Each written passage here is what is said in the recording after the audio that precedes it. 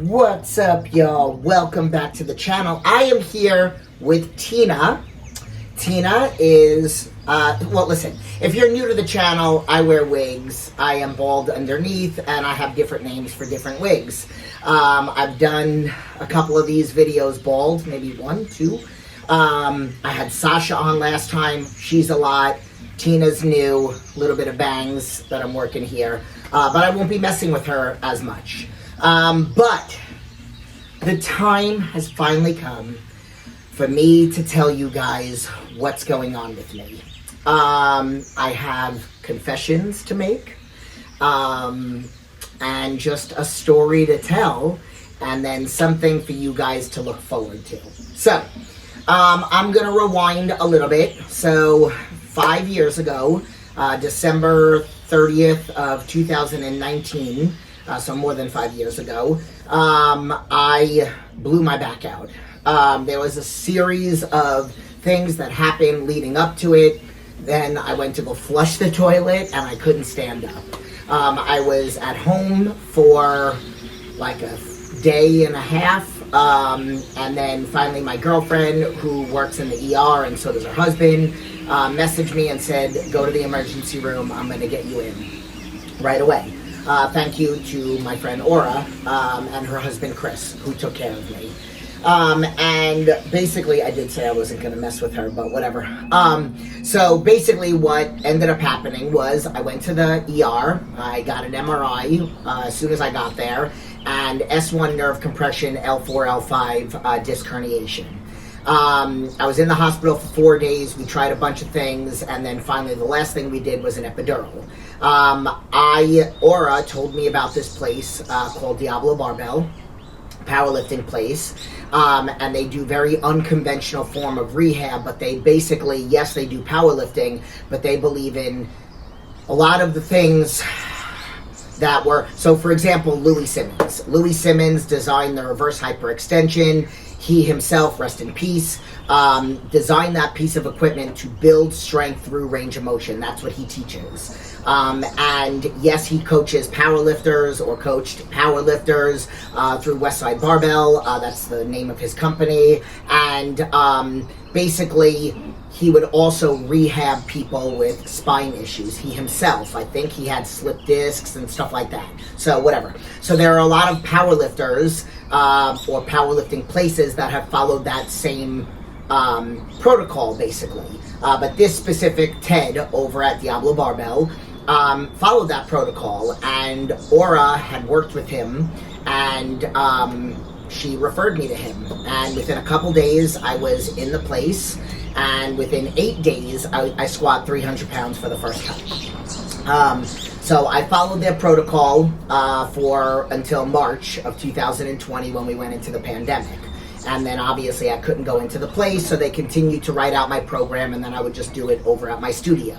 Still doing my reverse hyperextensions multiple times a week, my bird dogs, dead bugs, my sled pulls, just like all my, again, very unconventional style of rehab. Then fast forward, and I'm just going to be honest here, but fast forward, I kind of got bored. I do believe that powerlifting can be boring, depending.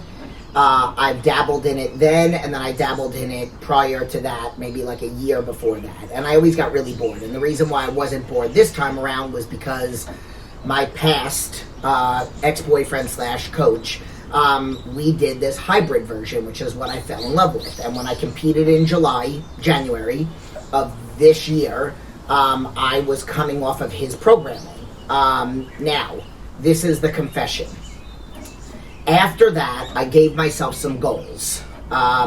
There is another meet here at Fight or Quit in July called Bad Bitches Only. I did my first powerlifting meet ever, and at that meet, I squat 374, I deadlifted 434, and I benched 209. In my weight class and age group, I am ranked 12 or 13. So when I saw that, I got very excited, and I said I wanted to make above top 10. And I said, I know I have more in me. So I decided to do bad bitches and give myself higher goals. But I said I wanted to do my own programming. So I'm not a powerlifting coach. I've talked about this in a video before. I did not do my programming correctly. And I will explain to you what I did, because I don't know if I explained it in the last video. But basically, when you do programming, you program to hit the numbers that you want to hit on the platform. And then there's like, you hit like your first, the way that my coach did it, you hit your first attempts like 2 or 3 weeks beforehand. I way over-programmed myself. I got very excited. I also had other goals that had nothing to do with the meet. Like, I'm like, I really want to squat 315 for 5, which I did. But I did it way too far out. So here are more confessions. For the first time in my life, I'm going to use the word lazy to describe myself. I got very lazy with warm-ups. I wasn't doing them. I got very lazy with accessory work. I was barely doing them. I stopped wearing my waist trainer, and I don't care what anybody says, because I know there are a lot of people out there that fight about them, whether they work or not. And I've done YouTube videos on how they work and what they do and all that other stuff. They don't decrease belly fat and all that other stuff, but I have been using them for 9.5 years, which just happens to be the amount of time that I've been bulking. And I've put on 40 pounds of muscle in that 9 years, which is not a lot in 9 years. They say the average person could put on anywhere from 2 to 3 pounds a month. So, but whatever. I competed a couple times in between there. I was at maintenance for a while. So basically, my waist has gotten smaller or stayed the same. I have not been wearing my waist trainer for the past 2 months, or I hadn't. My waist went up an inch. My body started to change a little bit. And again, then I was dealing with an injury. I thought I did something to my hip. I thought my hip popped out of place. I saw a massive amount of dry needling people. I was going to Limitless, then I saw another guy privately. I was getting massages. I spent a lot of money. And then come to find out, I reached out to a place because I do want to fast forward from 2020 to 2021.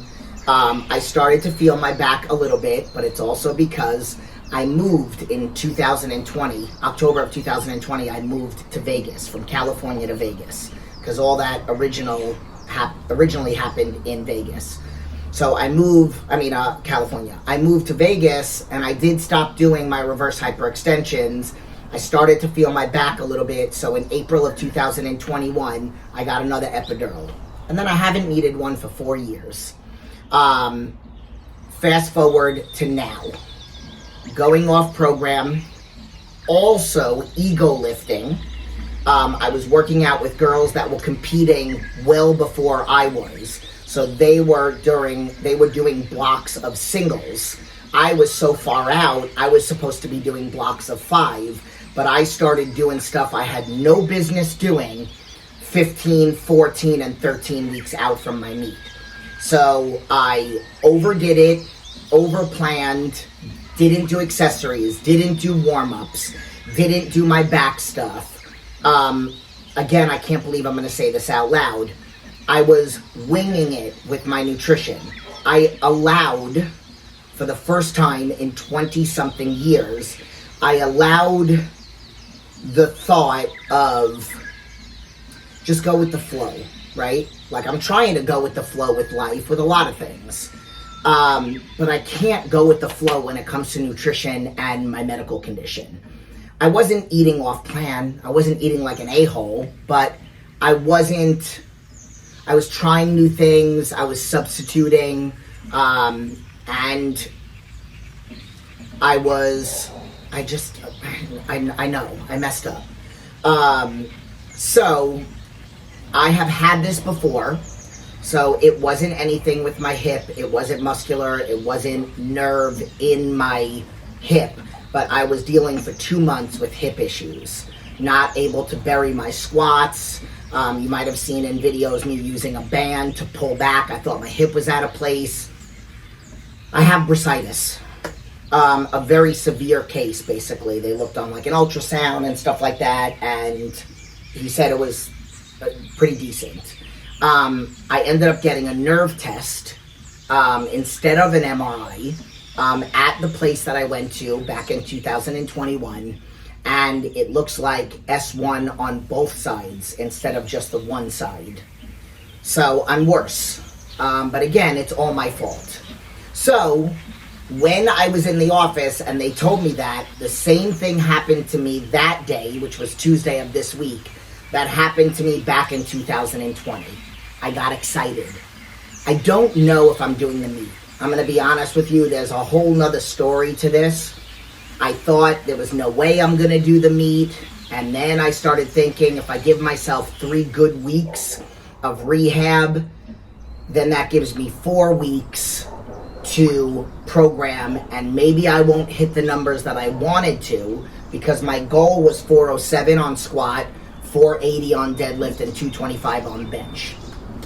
So if I lower my expectations, and I maybe shoot for 380 on squats, which is 6 pounds more than I did in the last one, 450, which is, I don't know, I can't math, 16 pounds more, and 315, which is 6 pounds more, I'm okay with that, because at least I did better, and considering everything.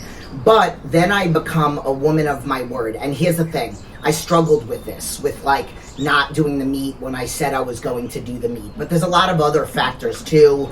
You know, I'm not a powerlifting coach like I mentioned. People don't watch my videos for powerlifting, more so bodybuilding, more so my story. So I just felt like I was like losing a little bit of like my purpose.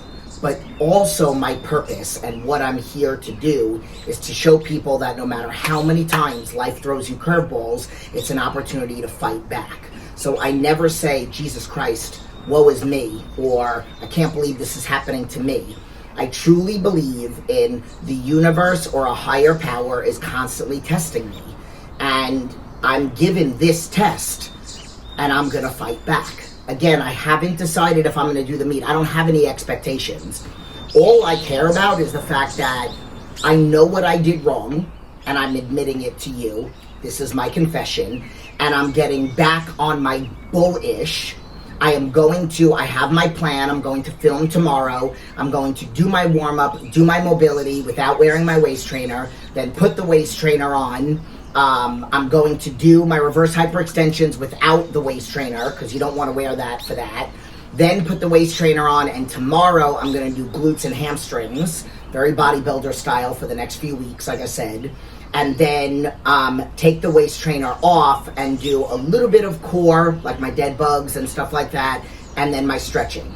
And that's it. So I'm very excited about this because I want to document my comeback. So I want somebody to watch my video and be like, oh my God, I have this and I have that. And like when I first hurt my back, I got like 4 new clients that 3 of them had disc herniations and 1 of them just had back pain all the time for years. So that's what I want to do. I want to give people hope.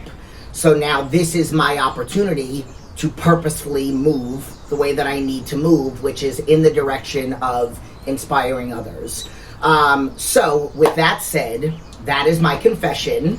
I am going to go get ready for my Saturday day. And then tomorrow you will see another video you'll see exactly what I just mentioned. And that's it. I hope you like Tina. We're keeping it short and sweet. Please leave your comments below. Let me know if this is something that you're interested in watching. Let me know if there's something else that you want me to do, that you want me to put on the channel. Maybe there is something that is aggravating you and you want me to kind of like go through how to do it. I've done tutorials on here before, so maybe let me know about that. And that's it. So again, leave your comments below. I am good. So no matter what, and no matter how much pain I've been in, no matter what I've been going through, I have such great spirits. So again, whether I do this or not, I'm okay with that, because I'm going to do everything in my power to make it a point to do it. Then I'm going to pull back from powerlifting for a little bit and stick with, what I've been doing for 20 plus years. And that's it. And we'll take things day by day. So I love you guys. Thank you for watching, and I'll see you in the next video.